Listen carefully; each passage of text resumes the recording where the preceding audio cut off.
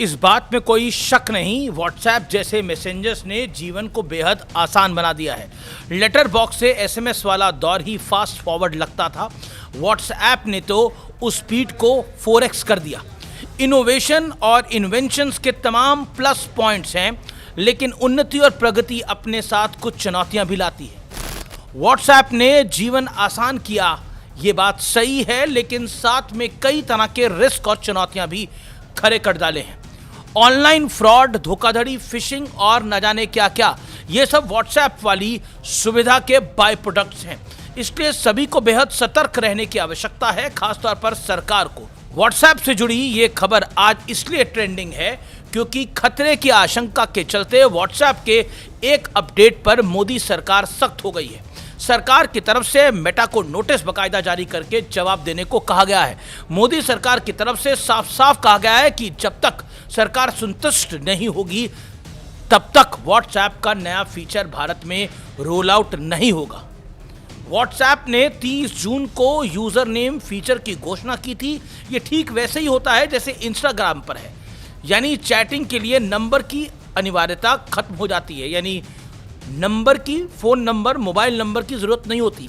1 जुलाई को केंद्रीय इलेक्ट्रॉनिक्स और सूचना प्रौद्योगिकी मंत्रालय ने मेटा को यानी नोटिस जारी कर दिया और रोल आउट पर रोकने को कहा। सरकार का तर्क है कि नंबर की जरूरत खत्म होने से क्राइम बढ़ेगा, इससे यूजर की पहचान मुश्किल होगी, फ्रॉड और फर्जीवाड़े के मामले बढ़ेंगे, यूजर नेम फीचर से फेक मैसेजेस में इजाफा होगा।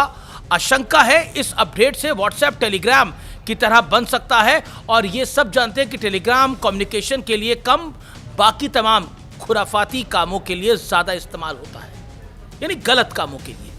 आप सभी जानते हैं कि टेलीग्राम किन किन कामों के लिए इस्तेमाल होता है, सभी को आपको पता है, मैं कुछ ज़्यादा बोलना नहीं चाहता। हालांकि व्हाट्सएप के अपने तर्क हैं, उनकी तरफ से सरकार को जवाब दिया जाएगा, फिर जो होगा वो हम सभी को पता चल ही जाएगा। लेकिन मैं एक आज आपको बात बताना चाहता हूं, वो ये है कि व्हाट्सएप दुनिया के 180 देशों में इस्तेमाल होता है। इसके 300 करोड़ से ज़्यादा के यूजर्स हैं। अकेले भारत में ही व्हाट्सएप के 85 करोड़ 85 करोड़ यूजर्स हैं। यानी व्हाट्सएप मात्र एक ऐप नहीं है, एक ताकतवर आइडेंटिटी है आज की तारीख में। इसके बावजूद नरेंद्र मोदी सरकार और खास तौर पर केंद्रीय मंत्री अश्विनी वैष्णव ने शंका होते ही व्हाट्सएप को तुरंत आगे बढ़ने से रोक दिया।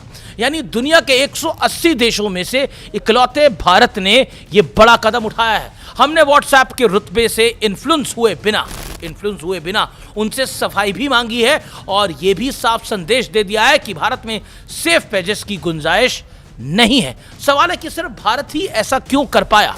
ऐसा इसलिए क्योंकि बीते 12 वर्षों से देश का मोटो सिर्फ और सिर्फ नेशन फर्स्ट रहा है। यहाँ प्रेशर काम नहीं करता। मोदी सरकार की पॉलिसी क्लियर है, विकास जरूरी है, लेकिन इसके लिए देश और देशवासियों के हित को ताक पर नहीं रखा जाएगा। अभी तो हम व्हाट्सएप पर नंबर देख पाते हैं, इसके बावजूद डिजिटल अरेस्ट के ऐसे ऐसे केस सुनने को मिल रहे हैं जो हैरान और परेशान दोनों कर देते हैं। सोचिए, अगर नंबर दिखना ही बंद हो जाएगा तब क्या हो सकता है, और क्या क्या हो सकता है। सरकारी विभागों से मिलते जुलते फर्जी यूजर नेम लोगों में किस कदर अविश्वास और दहशत फैला सकते हैं, सोचिए, इसकी कल्पना करिए। यही वजह है कि नरेंद्र मोदी की सरकार ने इस मुद्दे पर फैसला लेने में कतई देर नहीं की। अश्विनी वैष्णव यानी जो केंद्रीय मंत्री हैं, सूचना मंत्री हैं, उन्होंने अश्विनी वैष्णव ने खुद IIT कानपुर के स्टूडेंट रहे हैं, लिहाजा उन्हें इस मामले की गंभीरता का सटीक अंदाजा रहा होगा। इसलिए मंत्रालय की तरफ से जो सवाल पूछे गए वो पिन पॉइंट सवाल है। खबर है कि सरकार ने पूछा है कि फर्जी अकाउंट को कैसे रोका जाएगा, अपराधियों की पहचान कैसे होगी, और जरूरत पड़ने पर एजेंसियां जांच कैसे करेंगी। ये पहला मौका नहीं है व्यूअर्स जब मोदी सरकार ने मेटा जैसे टेक जायंट की जवाबदेही तय की है। एक्स जो पहले ट्विटर होता था, या फेसबुक हो, टेलीग्राम हो, या फिर टिकटॉक, देश हित पे जब जब जरूरत आन पड़ी है, नरेंद्र मोदी की सरकार ने सो कॉल्ड इंटरनेशनल प्रेशर की ना कभी परवाह की और ना ही उससे कोई समझौता किया, यानी समझौता बिल्कुल नहीं किया। आज भी व्हाट्सएप के लिए कोई सेफ पैसेज नहीं है, और ये सत्य और तथ्य है। और यहाँ पर हमें ये बताना भी जरूरी है कि भारत की सरकार ने वही किया है जो राष्ट्र हित में है, जो कंज्यूमर हित में है, यानी व्यूअर्स आपके हित में है, और ये फैसला सही है। जय हिंद, वंदे मातरम।